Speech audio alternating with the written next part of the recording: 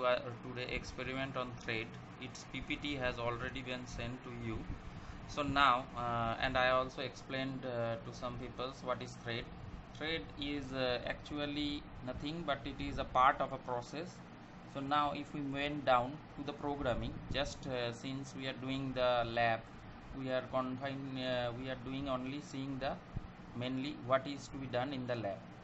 Okay, threading can be done. Threading is done can be done in Java, and it can be done with the help of implementing runnable interface and extending thread class. Both of them we will see the examples. So first example, we have to write little more. You can just copy and paste from here. Class new thread implements runnable interface, and here an object thread T we have created. Then a new thread is a constructor, and thereafter we are calling here, we are making an object. This one is a reference object, and here since we have written T equals to new thread, this demo thread, that means the thread name has now becomes demo thread, and it is calling the thread class. So now system dot, this is the child thread printing, and then we have said here is a method T dot start, we are starting the thread. So now here is the entry point of the thread. So first of all, let us see, we are running in thread life cycle. We will see, those who have seen beforehand, they can also see in my thread, from my thread video uploaded in YouTube. So from there they can able to understand.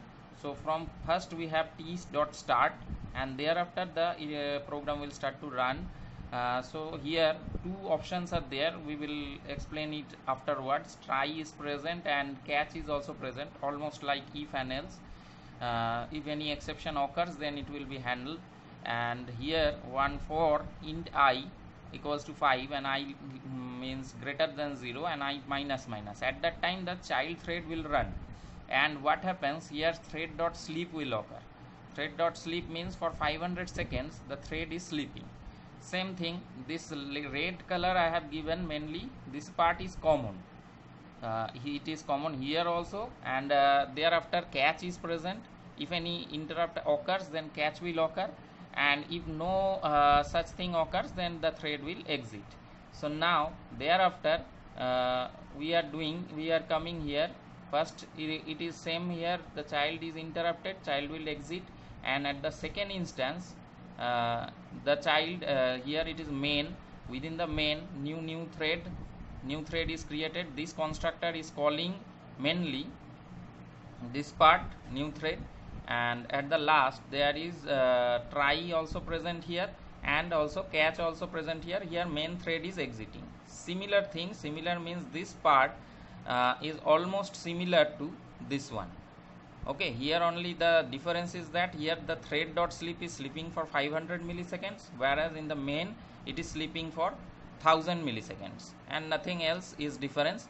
So what we have to do, we are creating two threads, mainly a child thread and a main thread.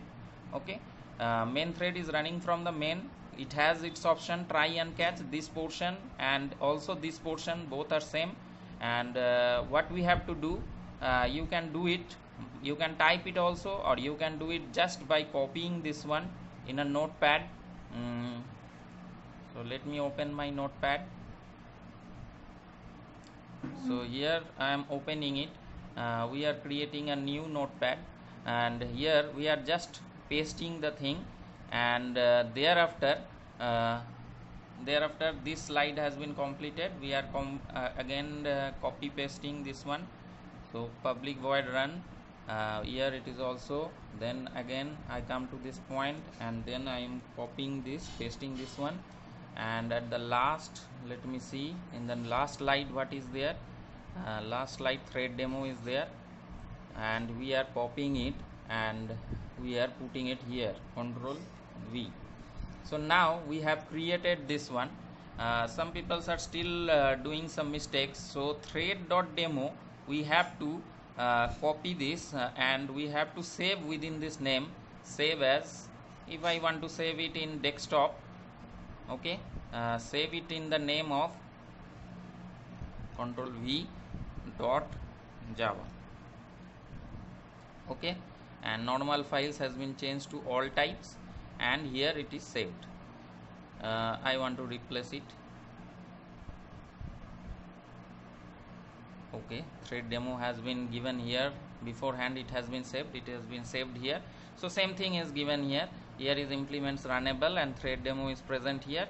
So this one thread demo, if we clearly able to understand this one, so it has been present already here. So let me run it from the command prompt.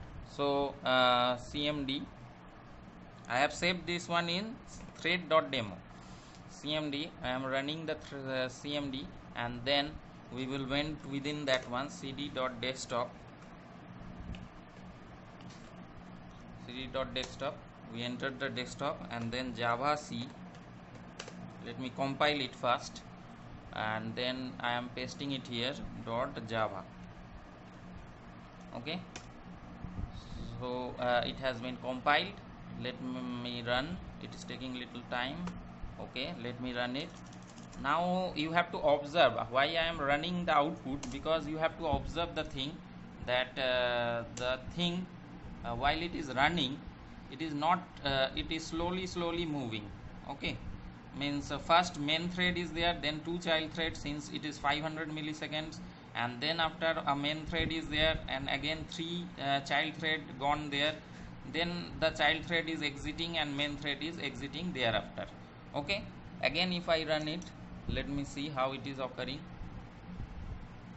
Okay, two child threads are there, 5 and 4, and then 3 and 2, and then main thread. After totally child thread is exiting, we are getting out of it. So means since the difference between the main thread and the child thread is about 500 milliseconds, means for main thread it is 1000 milliseconds and this one is 500 milliseconds, so that's why it is occurring in this manner. So now I will not explain the second one also. The second one is by doing only thread. It is only done by extending thread. You can just copy and paste from here. Similar thing, you can copy and paste, and all the things are different. All the other things are almost same. Only here, only it comes with the help of extends thread, and here at a call is there, that way it is super. And t.start, no object has needed to be created. This thread is a super class of this class, therefore start has been called here. Okay, so almost similar you can do with the help of that one. For understanding and for remembering, I have marked it as red colored has been given in order to, so that you can understand and able to remember it properly. Okay, here also the same things are there. So if any of the example you have learned, then you can able to do it. So this is the part from where you can do. So open the PPT, from there you can copy and paste in your machine and then run it, and then give the outputs and also the program which you have created to the lab as a lab assignment. Okay, so students, up to this, okay, see this, and thank you.